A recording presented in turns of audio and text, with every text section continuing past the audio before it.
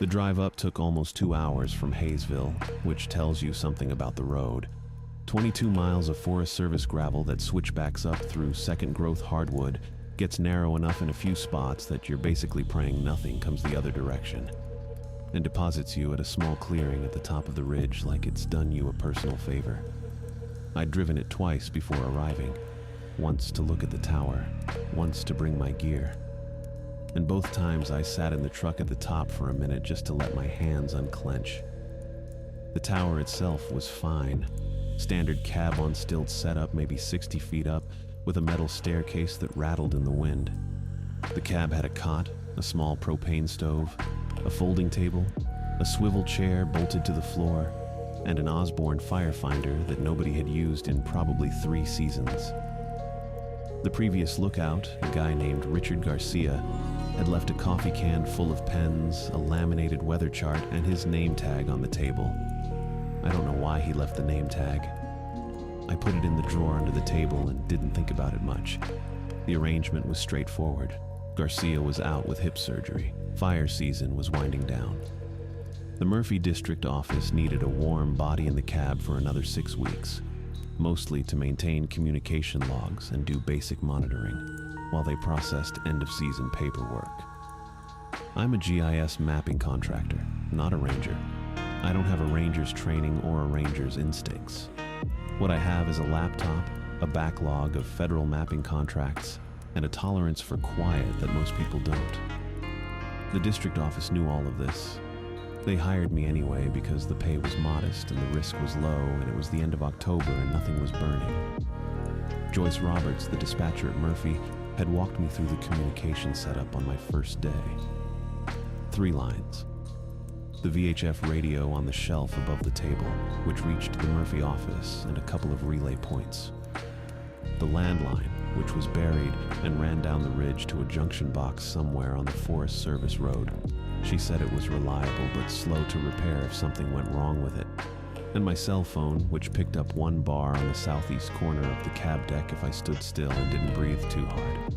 I tested all 3 on day 1. Everything worked. I logged it and moved on. The first 8 days were fine. Honestly, kind of good. I got up around 6, made coffee on the propane stove, did a visual sweep with the binoculars, logged it, then sat down and worked through mapping contracts until noon. Lunch was whatever I'd packed. I'd brought enough food for 3 weeks, mostly things that didn't need refrigeration. Granola bars, instant oatmeal, canned soup, a bag of almonds I was already tired of by day 4. Afternoons I'd do another sweep, update the log, and keep working. The light through the cab windows was actually pretty good for screens. I finished 2 contracts I'd been dragging on for months. The solitude was manageable. That's the honest answer. I'm not going to say I loved it or that it was peaceful or whatever. It was quiet in a way that takes some getting used to. No traffic, no neighbors, no ambient noise from anything human-made. Just wind and birds and the occasional sound of something moving in the trees below. I read at night. I'd brought 4 paperbacks and a magazine I found under my bed at home. Some old issue of National Geographic from 2019 with a cover story about deep-sea fish. I read it twice. Day 9 was a Tuesday. I know that because I kept a paper log in addition to the radio logs just for my own reference, and I wrote the day of the week at the top of each entry. Habit from field work. It was overcast and cool, maybe 45 degrees, and I'd been inside all morning working on a data set for a USFS region in Oregon. Routine stuff, road network verification, pulling current records against historical layers, flagging discrepancies for the contracting office to resolve. That's where I found it. I was working through a batch of older shapefiles, probably from the mid-90s, cross-referencing them against the current USFS road database for the Nantahala National Forest. Most of it matched. Then there was a road segment that didn't. It showed up clean in the older data. A proper Forest Service access road, with a road number and everything, running northeast off the main Forest Service road about a mile below the tower. In the current records, it didn't exist. Not flagged as decommissioned, Not reclassified, not merged into another route, just absent. I checked the road number against the USFS National Road Inventory. Nothing. Ran it through the county GIS portal for Cherokee County. Nothing there either. I pulled up a 1991 topographic quad and found it, a faint double line running northeast through the hardwood toward a feature labeled Copper Ridge Exp. Mine, abandoned.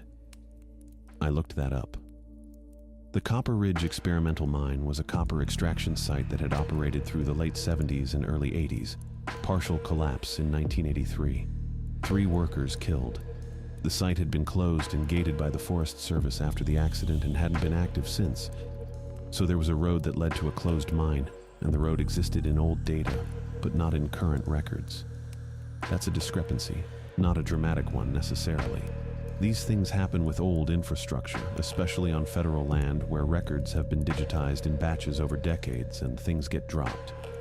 I flagged it in my mapping notes as unresolved, added a comment that it needed a field check or a record search before the dataset could be finalized, and moved on to the next segment. I finished the batch around 4 in the afternoon, did the sweep, logged it, made soup for dinner. The wind had picked up by evening and the cab was rattling a little more than usual. I read for a while, turned the light off around 10, and went to sleep. I woke up at some point. I didn't check the time, so I don't know exactly, but it felt like somewhere around 2 or 3 in the morning. Something had woken me up. I lay there for a second trying to figure out what it was, and then I heard it again. It was coming from below the tower. A heavy dragging sound, slow and irregular, like something being pulled across the ground in short pulls. It lasted maybe 30 seconds. Then it stopped. I got up and looked out the window. The cab sits 60 feet up, so the view straight down is limited.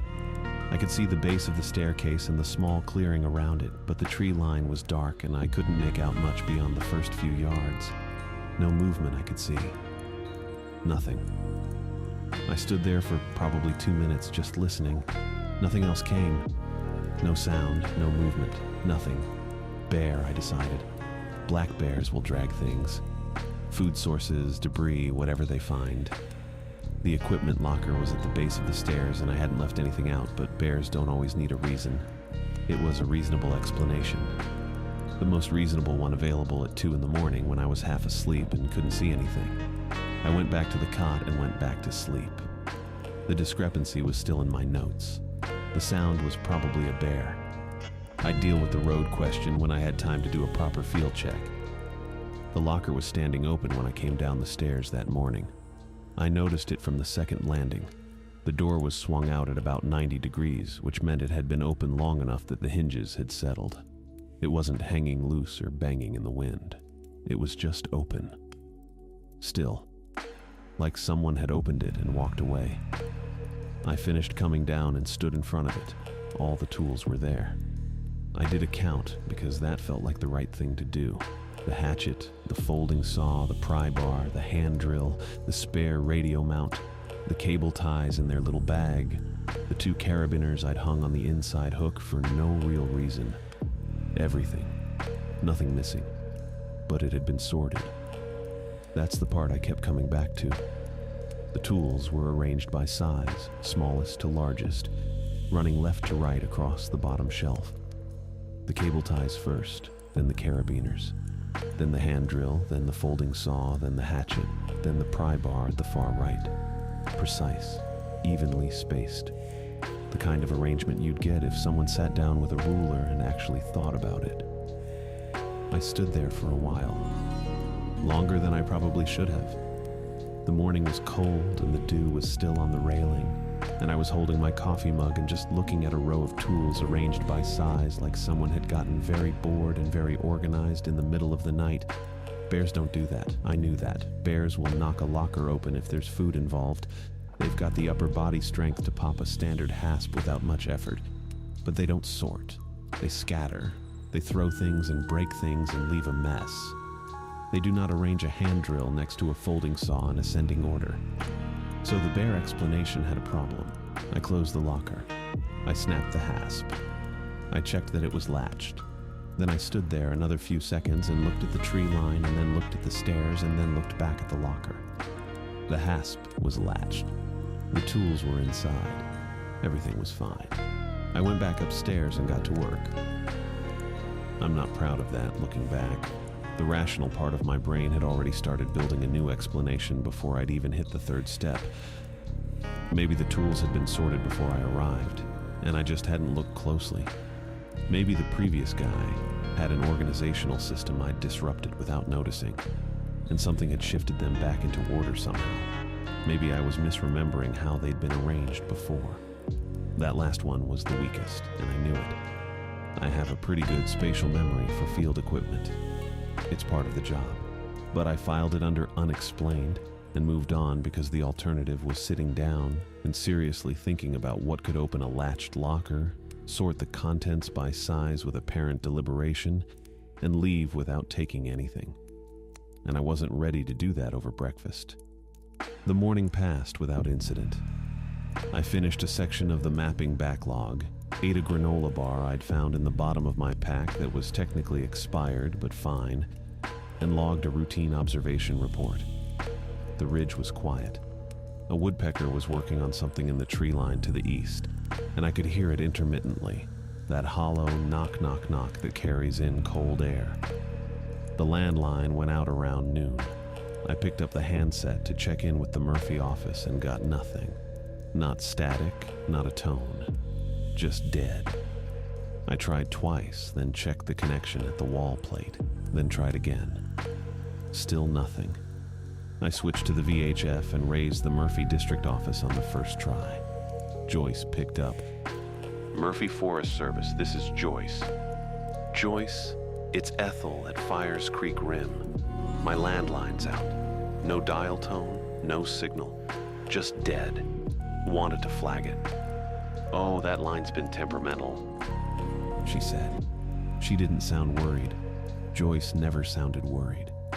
It was one of those voices that makes everything feel like a minor scheduling issue. I'll log a repair ticket. Could be a line fault from the weather last week.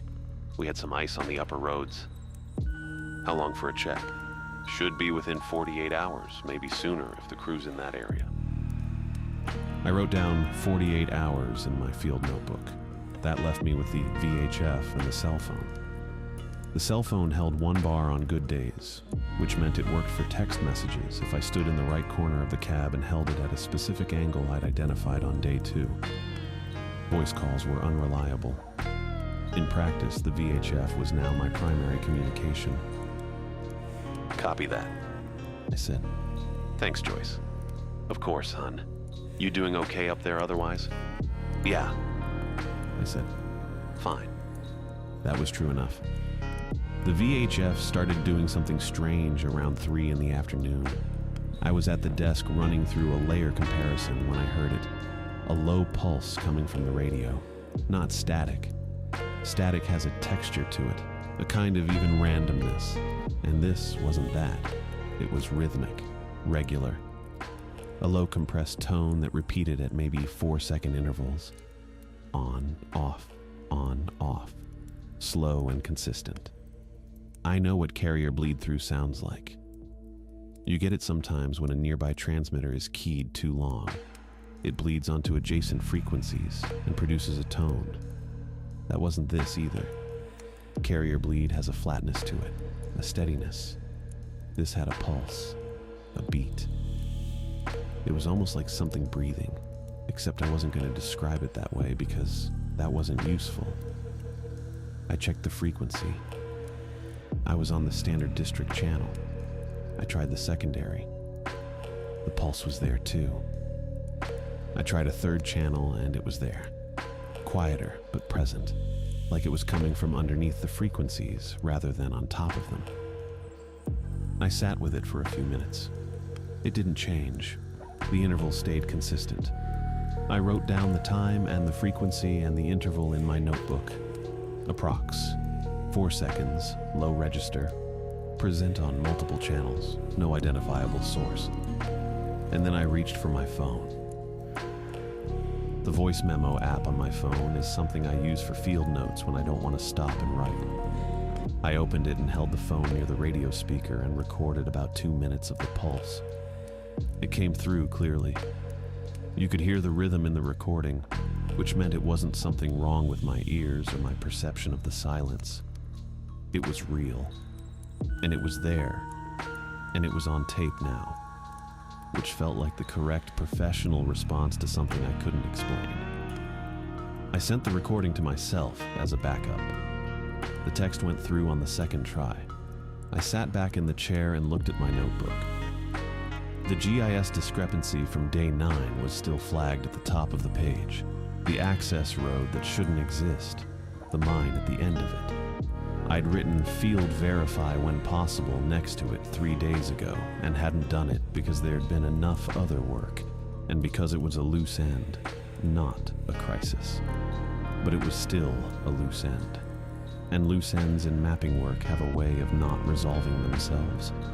The road was in the old data. Either it was there or it wasn't. The only way to close the flag was to go look. I had the locker, the dead landline, the pulse on the radio. 3 things in 2 days that I didn't have clean explanations for. Sitting next to an unresolved discrepancy that I'd been putting off, I closed the notebook and looked out at the tree line. The afternoon light was flat and gray and the woodpecker had stopped. I'd go in the morning, early before the mapping work, just a quick field check. Walk the route from the old dataset, confirm whether the road was there, photograph whatever I found, close the flag. 2 hours at most. It was the professional thing to do and also the only way to stop thinking about it. I made dinner and checked the radio again. The pulse was still there. I slept badly and woke up at 5:40-something with the pulse still going on the radio. I'd left it on low overnight because silence felt worse. That probably tells you something about where my head was. I made coffee, ate half a granola bar, and pulled up the old dataset one more time on the laptop. The road was still there in the 1987 survey layer. A thin gray line running northeast off the main FS road, maybe a quarter mile, terminating at a small rectangle labeled Copper Ridge Exp Mine Inactive. I'd flagged it 3 days ago. Now I was going to go look at it. That was the whole plan. I packed light, water, phone, my Nikon that I use for field documentation, the little orange notebook I keep in my left cargo pocket. Boots were already laced. I was out the tower door by 6:15, and the air was cold enough that I could see my breath. The main FS road runs along the ridge for about half a mile before it starts dropping toward the creek drainage. The access road, if it existed, should branch northeast somewhere around the half-mile mark. I'd estimated the coordinates from the dataset and marked a waypoint on my phone, which was actually useful for once. The walk was fine, quiet. The light was still coming in flat through the trees and everything smelled like wet leaves and pine duff. I'm not a morning person, but I can function. I kept my eyes on the tree line to the right of the road and watched for a gap. I almost missed it. The entrance was grown over enough that from 30 feet away it just looked like a slightly darker patch between the trees. But when I got close, there was a clear break in the underbrush. Not a game trail, something wider. And the ground had that packed down look that happens when something heavy has moved over it more than once. I stepped off the road and pushed through the first few feet of brush, and then I was standing on it. A road. Old, unpaved, 2 ruts with a grass strip down the middle. The kind of thing that gets cut once and then left. Alder and second-growth maple on both sides, close enough that the branches touched overhead in places. The ruts were still defined, which meant the ground was compacted enough that 40 years of plant growth hadn't filled them in completely, or something had kept them clear. I wrote road confirmed approx.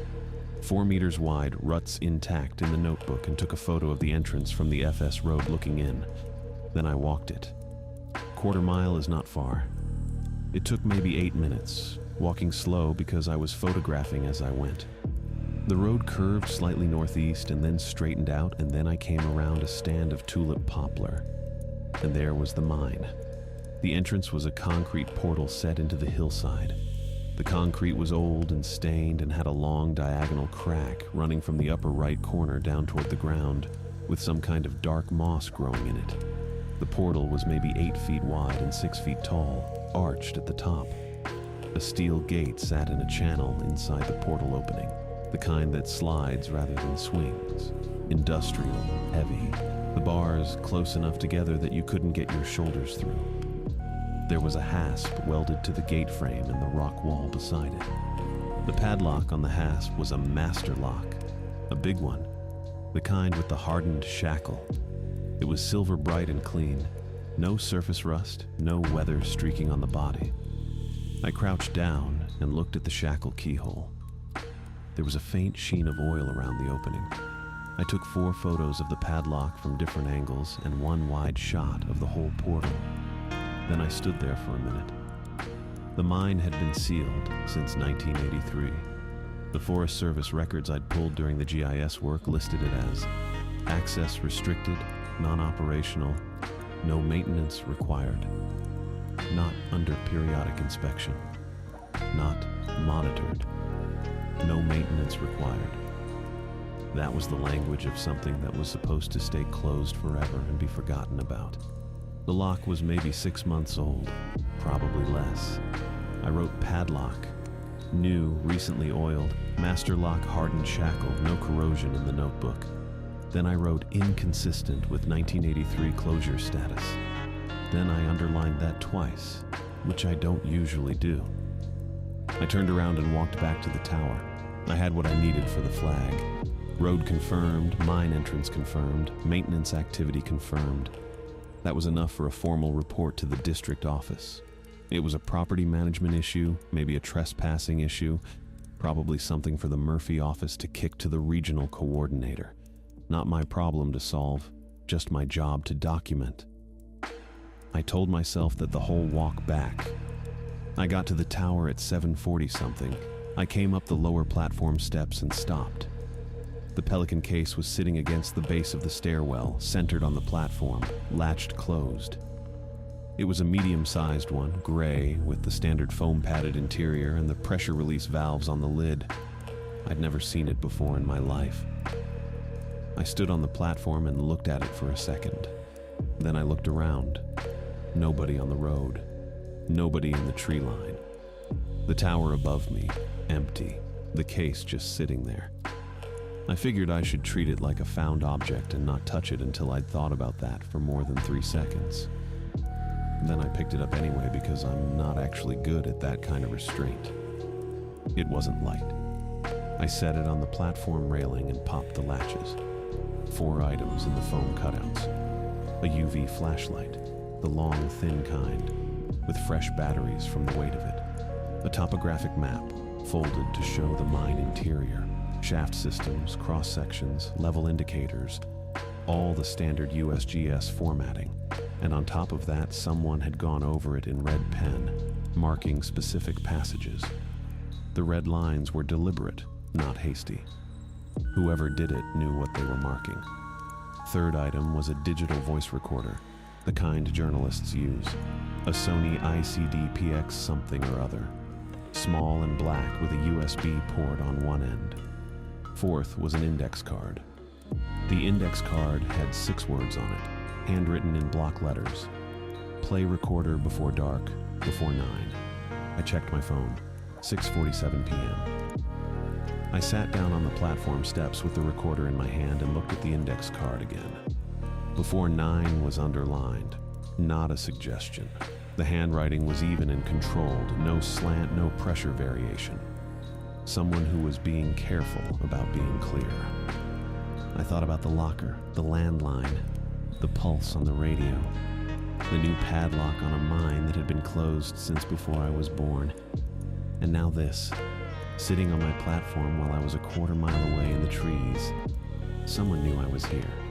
Someone had been here this morning, or last night, or both. Someone had left me a UV flashlight and a map of a mine interior, and a recorder, and a very specific instruction about timing. The rational thing was to call it in.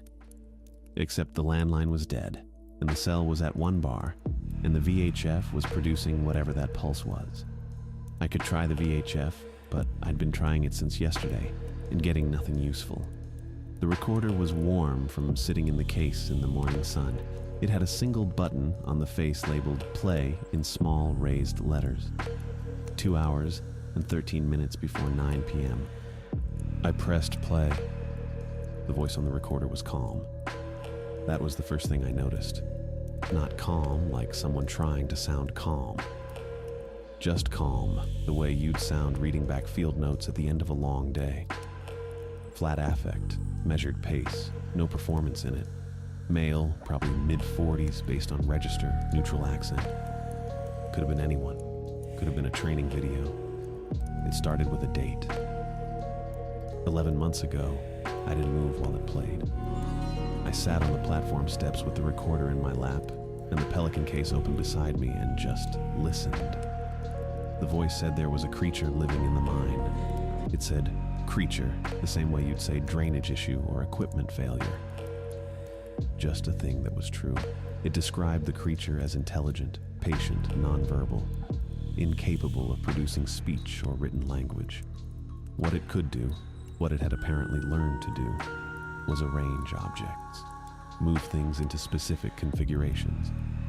The voice said it had figured out over time that organized information caused humans to act. That was the phrase. Caused humans to act. Not got our attention, not scared us, caused us to act. Like it had run the experiment enough times to know the result. I sat with that for a second. The locker. Every tool sorted smallest to largest while I was asleep 20 feet up. Not scattered, not thrown around. Sorted. I'd picked the easier explanation and closed the lid and walked away from it. And now I was sitting here being told that the easier explanation was wrong and the thing I hadn't let myself think about was exactly right. That part was uncomfortable. Not impossible, just uncomfortable. The voice kept going. It said the VHF pulse, the rhythmic one I'd recorded on my phone, the one that wasn't static and wasn't bleed-through, could be played back at volume to drive the creature away from a passage, temporarily. It didn't say how long temporarily was. I noted that gap. It said the UV flashlight would show biological markings on the mine walls, geometric patterns in some kind of dark, organic material, and that those markings functioned as a navigation system. It said the map in the case matched those markings. The red pen passages corresponded to marked routes. Then it said the goal was the lower level's emergency blast door. And that was it. That was the whole instruction. Get to the blast door. No explanation of why. No, and then here's what you do. Just reach the blast door on the lower level. I played it back. Not the whole thing, just the last 40 seconds. Same words, same flat delivery, same stop. I set the recorder down on the step beside me and looked out at the tree line. The afternoon light was getting low and orange and the shadows were long across the ridge. It was a nice view. I'd been appreciating it for 9 days. I didn't appreciate it right now. Here's what I was working with. Someone had prepared this case. Someone had known I'd find the GIS discrepancy, or had counted on whoever was in this tower finding it, which was maybe the more accurate framing. Someone had known I'd hike out to the road. Someone had been here while I was gone and left me a UV flashlight and a topographic map of a mine interior and a recorder with an 11-month-old voice on it, telling me about a creature that communicated through sorted tools. The sorted tools. The dead landline. The VHF pulse. The new padlock on a mine sealed since 1983. All of it had been sitting in a pile in the back of my head for 2 days, each piece with its own easier explanation. And now the pile had a label on it, and the label was worse than any of the individual pieces. I'm a GIS contractor. I map things. I find discrepancies in data sets, and I flag them and I move on. I'm not trained for this. I'm not equipped for this in any way that matters. I have cargo pants and a moisture-wicking base layer and worn-out keens and a phone with 1 bar on good days, and a UV flashlight, and a map, and a recorder with a pulse on it. I thought about waiting, calling Joyce in the morning, trying the VHF again, sitting on the platform until the landline got repaired. I thought about that option for maybe 30 seconds. The index card had said before 9, not a suggestion, underlined. The voice had given me tools and a destination and a timing instruction and no explanation for any of it. And every piece of the last 2 days had turned out to mean something I hadn't wanted it to mean. I picked up the UV flashlight. I picked up the map. I folded the map once and put it in my left cargo pocket. I put the recorder in my right cargo pocket. I left the Pelican case on the platform. The walk back to the mine took about 12 minutes. I wasn't moving fast. I was thinking, which slowed me down. I kept running the recording back in my head, checking for anything I'd missed. Caused humans to act. That phrase kept coming back. The creature had learned that organized information produced movement in humans. It had sorted the locker. It had done something to the landline maybe, or maybe that was just the landline. It had produced the VHF pulse, which I'd recorded, which was now in my pocket ready to play back. Someone had prepared a case with exactly the right tools and left it where I'd find it. Someone who was not there anymore. I didn't finish that thought. I kept walking. The mine entrance came through the trees the same way it had that morning. Concrete portal, steel gate. The smell of cold rock and standing water underneath the smell of leaves. The gate was there. The padlock was there. The padlock was open. Hasp up. Shackle released, just hanging there. I hadn't touched it when I left. I'd photographed it and turned around and walked back to the tower. I stood there for a second looking at it. Then I pulled the gate. It swung smooth on clean hinges. No resistance, no rust drag. Someone had maintained this. Recently and regularly. The gate opened wide enough for a person and I stepped through it and into the dark. The UV light changed everything. I'd half expected it not to work. The recording had been so specific, so neat. The whole thing laid out like an instruction manual. And instruction manuals are usually wrong about at least one thing. But I clicked the UV light on and swept it across the left wall, and the wall just came alive. That's the only word for it, even though I don't love that word. The markings were there, dense and geometric, covering maybe 60% of the wall surface in patterns that repeated at intervals. Dark material, almost black under the UV, biological in some way. I didn't want to think about too hard. They weren't random. They had structure, angles and intersections, and something that looked almost like a grid overlay, except organic, like something had pressed the same shapes into the rock over and over until they built up into a layer. The map matched. That was the part that made my stomach do something.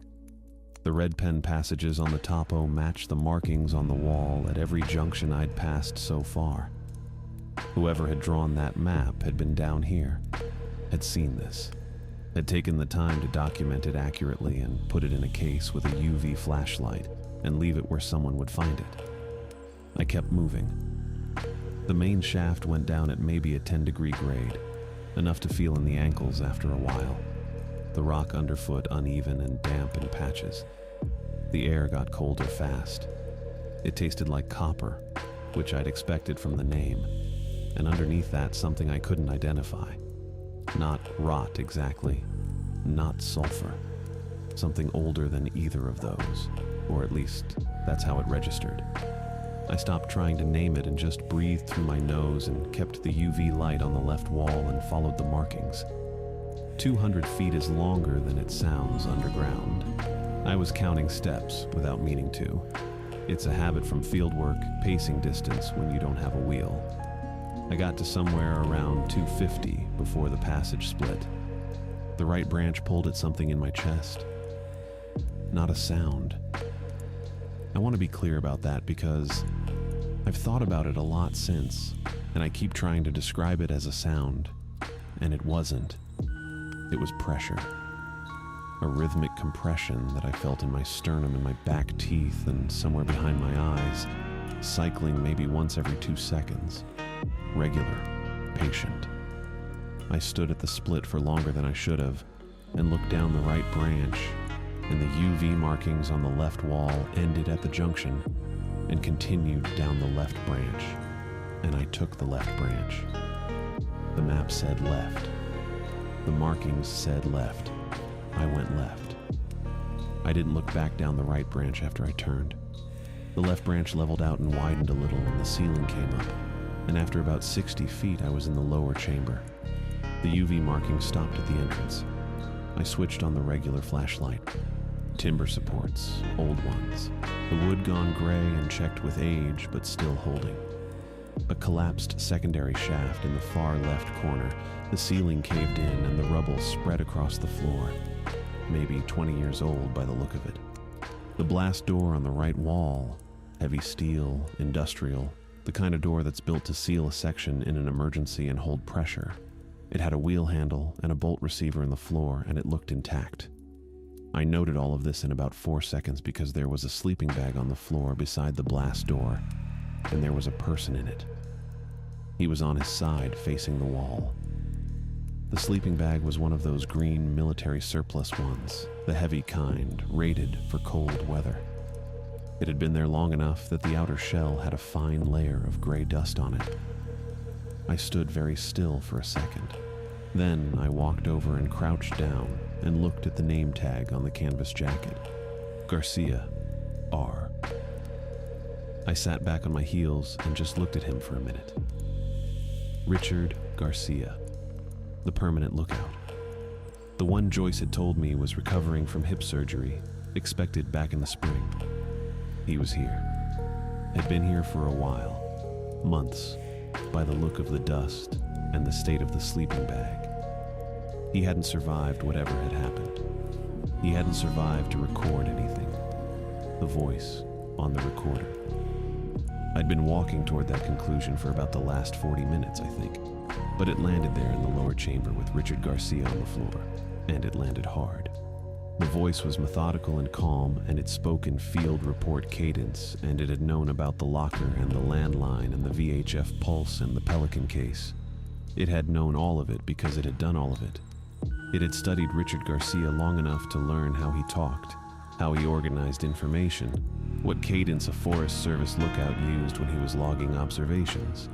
And then it had used that to build something that worked just well enough to move me from the tower to the road to the mine entrance to this room.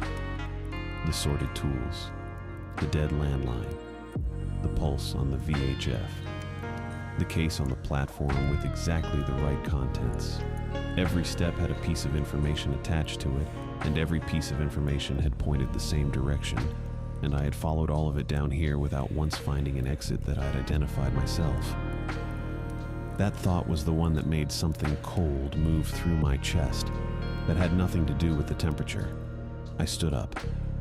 The pressure sound from the right branch hadn't followed me into the chamber, but I could still feel the faint edge of it, a ghost of it, coming from the passage entrance. I pulled my phone out. The voice memo app was still open from when I'd recorded the VHF pulse 3 days ago. I found the file, turned the volume to maximum, aimed the speaker back up the left branch toward the passage split, and played it. The pulse came out of the phone speaker thin and small compared to how it had sounded on the VHF, but it was the right frequency, or the right pattern, or whatever it was, because the pressure in my chest stopped. Clean stop, like a switch. The ghost of the compression in my back teeth was just gone. I stood there with the phone playing and counted in my head. The recording had said maybe 4 minutes.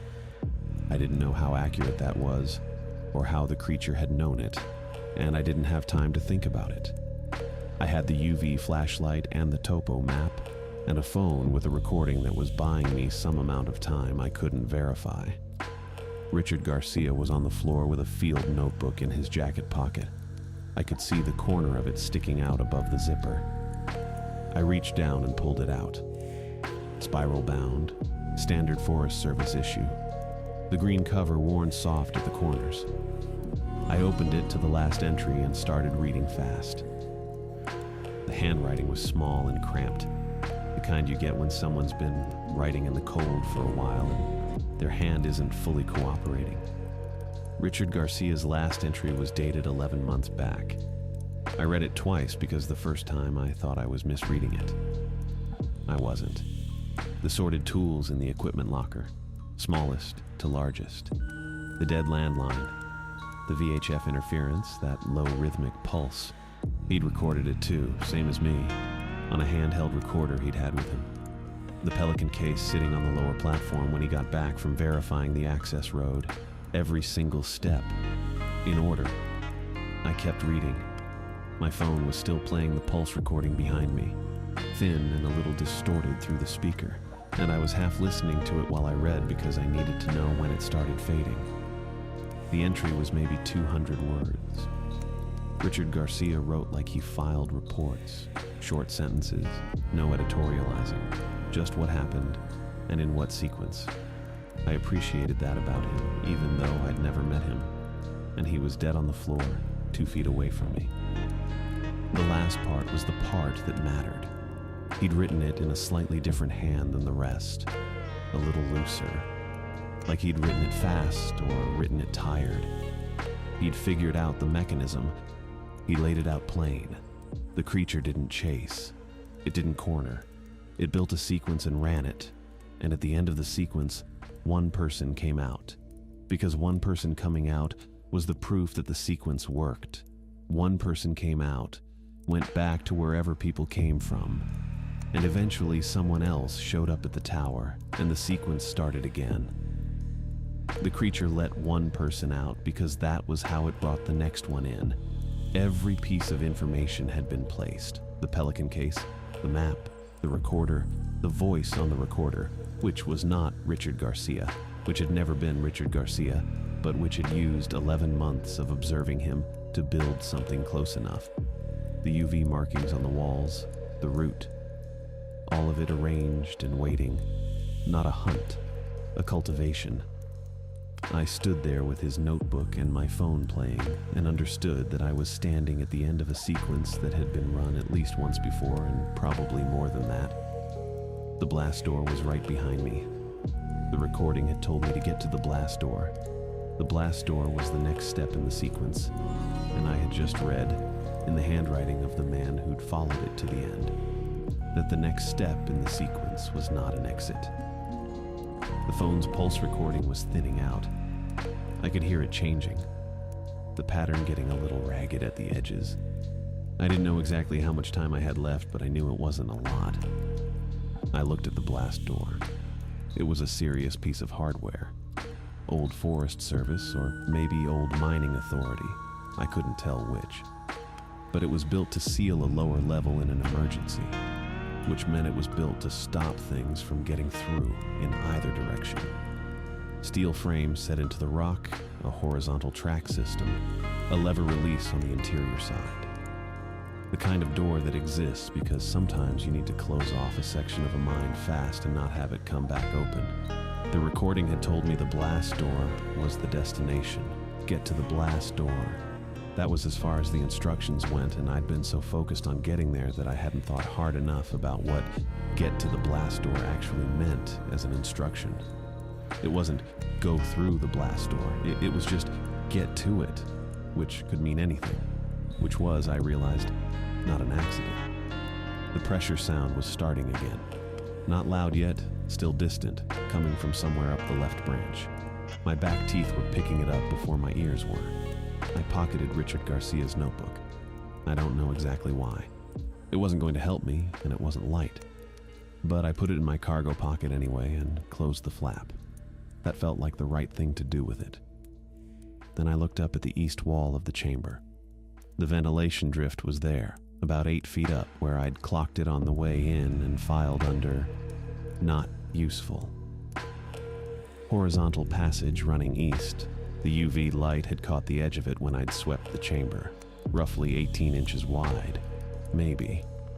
I'd estimated 18 and moved on because I'd had other things to think about. I thought about it now. The creature had marked every useful passage on that map in red pen. The UV markings on the walls matched the map exactly. I'd followed them down here without a single wrong turn, which should have felt like good navigation, and instead, reading Richard Garcia's notebook felt like being walked on a leash. Every marked passage was a passage the creature had prepared. Every piece of information I'd used to get here had come from the Pelican case. The drift wasn't on the map. I'd found it because I'd been doing GIS work on day 9 and flagged an access road that didn't exist in current records, and because I'd walked down this passage with a UV light and looked at the walls myself, independently, before I knew what I was looking at. The creature hadn't marked it. The creature hadn't put it in the Pelican case. It was just a ventilation drift running east toward the surface. And I'd noticed it because noticing things like that is more or less what I do for work. The pulse recording cut out. Not a fade, just done. The file ended, and the phone went quiet. The pressure in my chest came back almost immediately, low and building, and the sound in my teeth was sharper than it had been before. I didn't have time to find something to climb. I jumped for the drift opening, got my forearms over the lip, and pulled. The rock was cold, and my hands were cold, and my boots scraped against the wall looking for purchase. I got my chest over the edge, and then my hips, and then I was in, flat on my stomach in a horizontal passage that was definitely not 18 inches wide, with the chamber behind me and dark rock about 4 inches above my face. I pulled the interior release lever on the blast door before I was fully inside, reached back down with one arm, found the lever by feel, and yanked it. The door moved on its track with a sound I felt more than heard, heavy and final, and I got my arm back in and reached down and felt for the steel bolt. It was there, a floor receiver set into the rock, and I dropped it in. The mechanism couldn't be operated from the other side. I knew that because the recording had told me, which was a strange thing to be grateful for, but I was. The pressure sound was in the passage now, close. I turned on the UV flashlight, pointed it ahead into the drift, and started moving. The drift went down first. I hadn't clocked that on the way in. I'd seen the opening, measured it with my eyes, filed it away as too tight, probably not necessary. I hadn't crawled inside to check the grade. That was on me. The UV flashlight was useless in here. No markings on these walls. Nothing the creature had prepared, just raw rock and my own breathing, and about 15 inches of clearance, which is not 18. And I want to be clear about that because it matters when you're trying to fit a human body through it. I'm not a large person. I'm 5'6", and I run about 130, and I've squeezed through worse in the field. But 15 inches on a downgrade, in the dark, with cold rock on all sides and something in the passage behind a blast door I'd just sealed. That's a different kind of tight. I kept the flashlight in my right hand and used my elbows. The rock was wet in patches, not dripping, just damp. The kind of cold damp that soaks through a base layer in about 4 minutes. The passage went down maybe 20 feet before it leveled. I was moving okay. I was breathing okay. I had the map in my jacket pocket and I didn't need it because there was only one way to go, which was forward. But I kept one hand on it anyway. I don't know why. It just felt like the right thing to have. The passage leveled, and then it started rising, and that's when I hit the shelf. It wasn't marked on anything. It was just a rock protrusion, maybe 4 inches, jutting out from the right wall at about shoulder height. I was moving on my elbows with my arms forward, and my right arm went past it fine, and then my shoulder didn't. The shelf caught the joint from behind, and I kept moving forward because I hadn't felt it yet. And then I felt it. The sound was the worst part, not loud, just a kind of dense, wet pop that I heard from the inside, not the outside. Like something that was supposed to stay in one place had moved to a different place. I stopped moving. I lay there for a second. The arm was still there, attached, but when I tried to pull it forward, it didn't do what I told it to do. It did something else instead, something that involved a lot of pain very fast. And I stopped asking it to do things. I knew what it was. I've dislocated my left shoulder before, a fall off a ridge in the Cascades 4 years back, mapping a burn area. Same sound, same immediate wrongness. The arm just goes offline like a cable pulled from a port. It's not the worst pain I've ever had, but it's in the top 5 and it doesn't go away while the joint's out. I lay there in the dark, or maybe 30 seconds. Just breathing. The rock was cold against my face. I could taste copper and something organic in my own sweat. The UV flashlight was still in my right hand, which was now the only hand I had, and it was pointing at the wall about 6 inches from my nose and showing me nothing but wet limestone. Okay. I had one arm. The passage was still going up ahead of me. Cold air was coming from somewhere forward, which meant the surface was forward, which meant I had to keep moving. I can't tell you it was graceful. I got my left arm tucked against my body the best I could, which wasn't great because the passage was narrow and there wasn't a lot of room to tuck anything. And I moved on my right elbow and my knees. Every time my left side bumped the wall, the shoulder reminded me it was broken in a very direct and specific way. I stopped thinking about it and thought about the cold air instead. It was getting stronger. That was data. Data was good. 40 feet, maybe a little more. I came out on my stomach on loose shale on a hillside in the dark and just lay there for a second, face down, breathing in cold outside air that tasted like pine and nothing else. And that was genuinely the best thing I'd experienced in about 3 hours. I got up. That took a minute. The shoulder made the process interesting. I stood on the eastern slope of the ridge in the dark with the tree line about 10 feet uphill and tried to figure out where I was. The mine entrance was on the north face. I'd come out east, which matched the drift direction. The tower was west, half a mile on the other side of the ridge. To get there, I had to go north and then west, which meant passing the mine entrance, which meant passing the gate. I stood there and thought about that for a minute. The gate had a bolt I'd dropped from the inside. That bolt was in its receiver. The mechanism couldn't be operated from the other side. The recording had said so, and I'd chosen to believe that.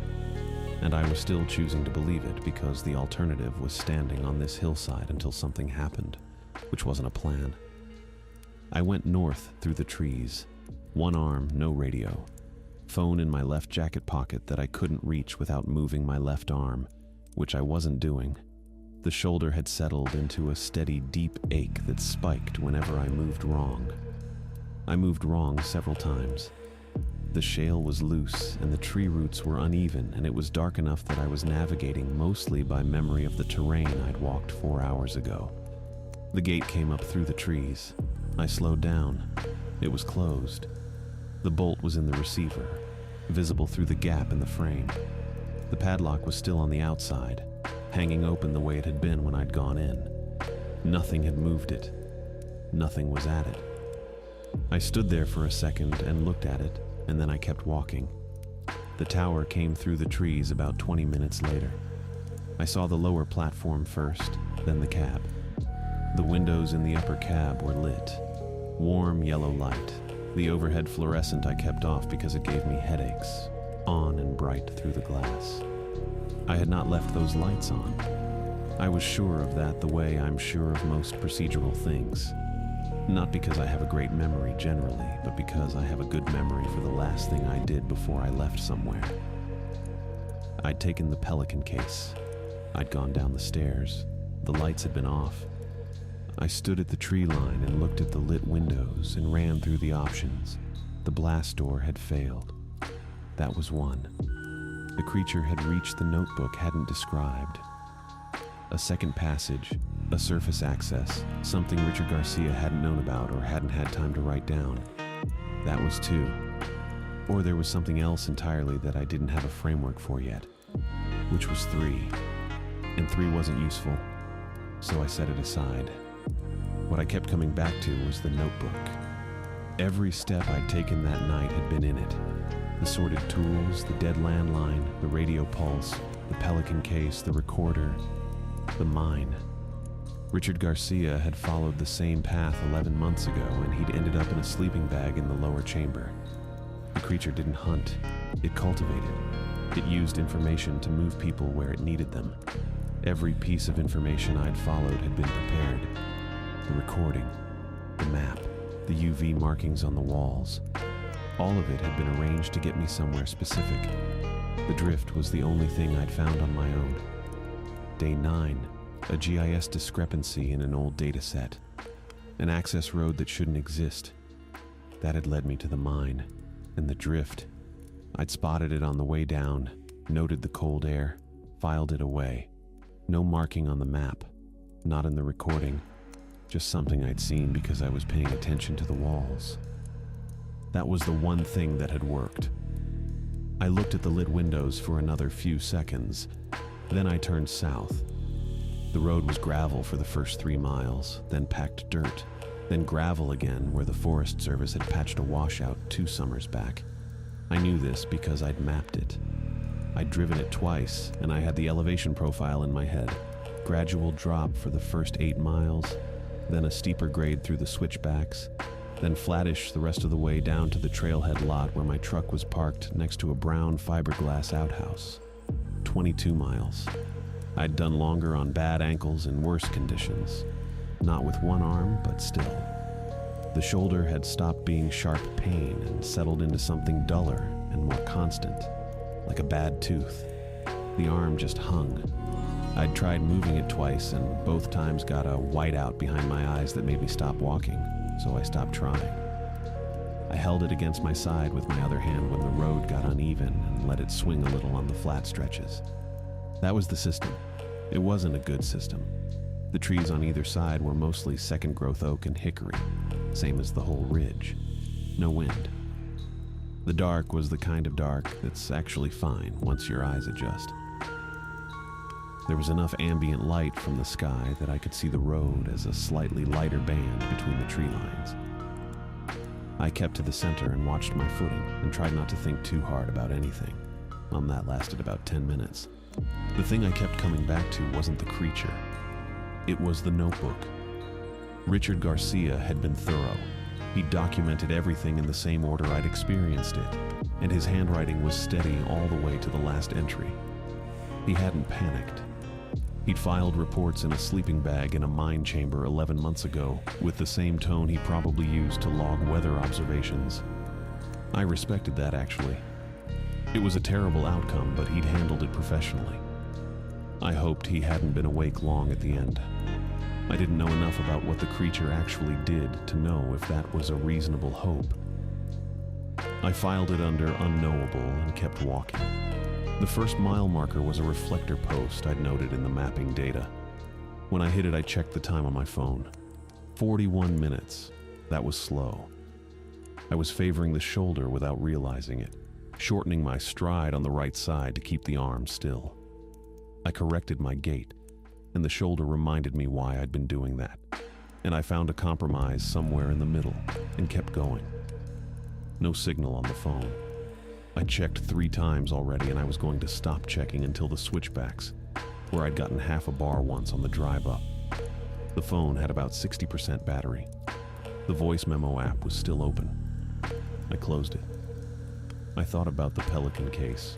Whoever had assembled it, whatever had assembled it, had done good work. The UV flashlight was the right tool. The map was accurate. The recorder had contained exactly the information needed to get me into the mine and to the lower chamber. All of it had been correct. That was the part that was hard to sit with. The instructions hadn't been wrong.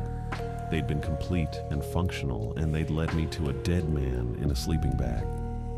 Accurate information in service of something I didn't fully understand and didn't want to. The drift hadn't been in the recording, hadn't been on the map. I'd clocked it on the way down because I always note air movement in enclosed spaces. It's a field habit from a project I did in a cave system in Kentucky 4 years ago, mapping drainage for a county flood assessment. The lead researcher on that job had drilled it into me. Note every draft. Drafts mean openings. Openings mean options. I hadn't thought about Dr. Hensley in a long time. I thought about her for a while as I walked. She'd been a good field lead. A little intense about air quality data, but good. The switchbacks started around mile 8.5. The grade was steep enough that I had to slow down and watch my feet, and the gravel was loose in places where rain had pushed it to the edges. I took it slow. The shoulder swung once on a bad step, and I stopped and breathed through it and kept going. Half a bar. I stopped walking and held the phone up and moved it in a slow arc until the bar stayed. Then I called Joyce. It rang 4 times and went to voicemail. It was, I checked, 2:47 in the morning. Of course it went to voicemail. Joyce, it's Ethel Walls, Fires Creek Rim posting. I kept my voice level. I need you to call me back as soon as you get this. I'm on the access road, approximately mile 9, walking out. I have a dislocated shoulder and no radio. Don't send anyone to the tower. I paused. Don't go to the tower yourself. Call me first. I'll explain when I can. I hung up. Then I thought about it and called 911. That one picked up. I gave them my location and the shoulder and the road name and told them I was ambulatory and moving toward the trailhead. The dispatcher asked if I needed a helicopter, and I said no, I just needed someone to meet me at the lot at the bottom of the access road off Forest Service Road 641. She said she'd send a unit. I thanked her and hung up.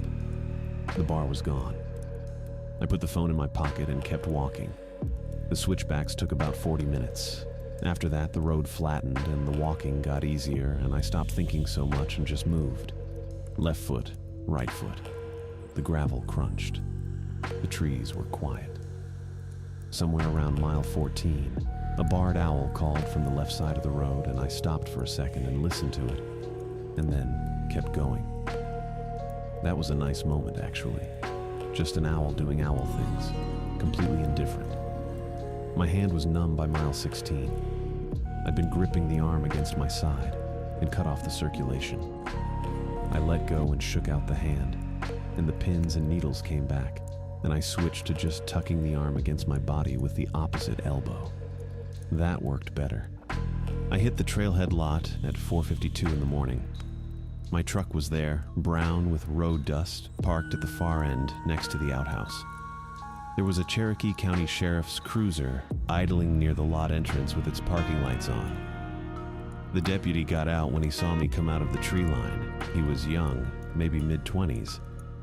He looked at my arm and then at the rest of me and said, "Ma'am, are you Ethel Walls?" "Yeah," I said. "That's me." He called it in and got an ambulance coming from Hayesville and made me sit on the tailgate of his cruiser. He asked what happened, and I said I'd taken a fall in a mine shaft while doing a site verification and dislocated my shoulder. He wrote that down. He didn't ask what I was doing in a mine shaft at night, and I didn't offer anything else. The ambulance took 40 minutes. I sat on the tailgate, and the deputy gave me a bottle of water from a cooler in his back seat, and I drank the whole thing. The sky was starting to go gray-purple at the edges by the time the paramedics arrived. Joyce called back at 5:19 while the paramedics were stabilizing the shoulder for transport. Ethel, what happened? Are you okay? Mostly, I said. I need to brief you before anyone goes up to the tower. I've got a line crew scheduled to check the landline this morning. Cancel it. I said. Or at least hold it, please. Silence for a second. Okay, it's held. What's going on? It's going to be a long conversation, I said. Can you come to the hospital in Hayesville? I'll tell you everything I can document. She said she'd be there by 8. I let the paramedics load me into the ambulance, and I lay back on the narrow cot and looked at the ceiling and took stock. Dislocated shoulder, no radio, no notebook. I'd left Richard Garcia's in the chamber with him, which felt right. My phone had 11% battery. I had no idea what the creature was, where it had come from, how long it had been in the mine, or what it actually did with the people it brought down there. I had a voice recording of something that wasn't human speaking, in a dead man's cadence. I had a UV flashlight in my jacket pocket. I had the GIS data. I had my field notes from day 9. I had a documented access road that didn't exist in current records, and a mine with a new padlock and a dead Forest Service employee, and a ventilation drift that ran east and came out on the slope above the trailhead. That was something. That was probably enough to start. The ambulance pulled out of the lot and onto the road toward Hayesville, and I closed my eyes. I knew this route by heart. I'd mapped it